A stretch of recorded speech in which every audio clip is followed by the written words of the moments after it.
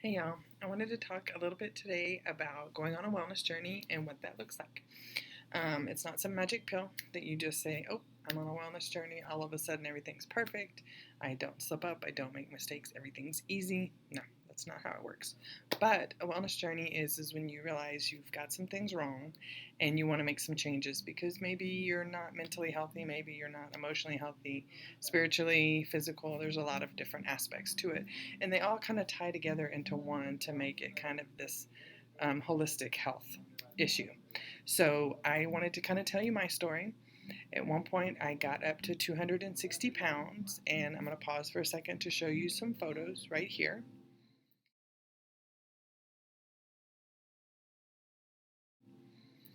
Crazy as it may seem, I was in denial on how bad things really were until a friend of mine posted some pictures of me swimming at an alumni event, and I really had to come to terms with how bad things had gotten. You know, I had told myself stories like, oh, if someone really loved me, they'll love me at this size. I'll know it's, real and they don't just love me for what I look like. Because I was really skinny in my 20s. And let me see if I can find a photo to show you here.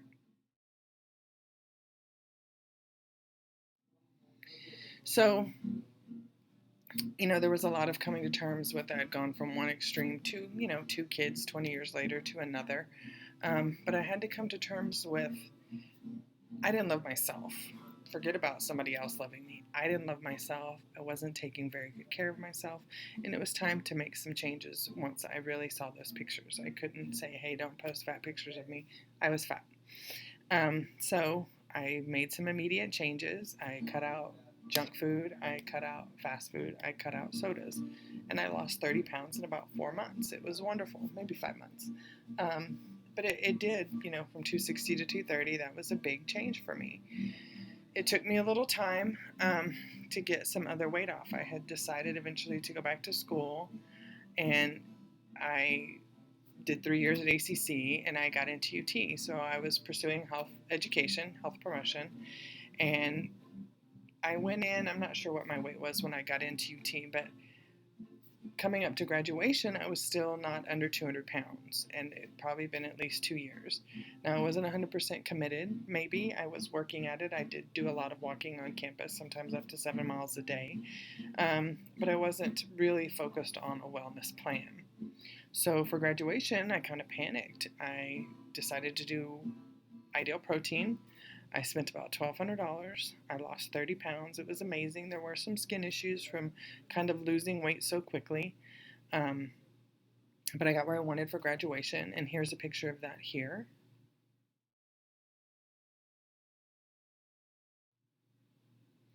So it was great. It taught me a lot about metabolism, about you really need to eat something within an hour of waking up to boost that metabolism. It's not a myth. You can't just drink coffee for 4 or 5 hours in the morning and then decide to eat something. Especially as we get older, you mess up metabolism. It drives insulin resistance and metabolic syndrome. So even if it's a handful of almonds, have something within that first hour of waking up just to kind of boost your metabolism and get things going. So, Ideal Protein was great. I did it for the 3 months. I didn't gain a pound back. I actually lost weight still up to almost 6 months after. It was really amazing. It taught me a lot of things. Julie at Central Family Practice was an amazing coach. Um, but I started eating tortillas. I started eating carbs. I started drinking alcohol a little more often than I had before. I kind of got off track and started gaining a little bit of weight. And similar to what had happened before, I didn't really want to admit that these things were happening. So it wasn't so bad. Hadn't got back up to 200 pounds. So even still, right now, we're still doing okay. But I've come back close to being to 190. I got married earlier this month. I really tried to rein in the weight gain just because I wanted to look pretty in my dress, which I think I did here. Um, but I've had to come to terms with the wedding. We had tacos, we had tequila, my mom made me gluten-free cupcakes. It was amazing. But I kind of binged on cupcakes for a couple of days, and I've noticed that it's been really hard to get back off the sugar. I'll go days without sugar. Um, natural sugars, of course, fruit and that kind of thing, which is nice. But like today, I kind of had a craving, so I made some cookies, now gluten-free flour and very little sugar, but still that's carbs and sugar I didn't need to have. So, I'm still struggling to kind of get back on track. And I know these things are not good for me, but sometimes we still do the things that we know are not good for you. And then you kind of feel depressed later and you don't feel good. Physically, I don't feel good eating carbs and sugar.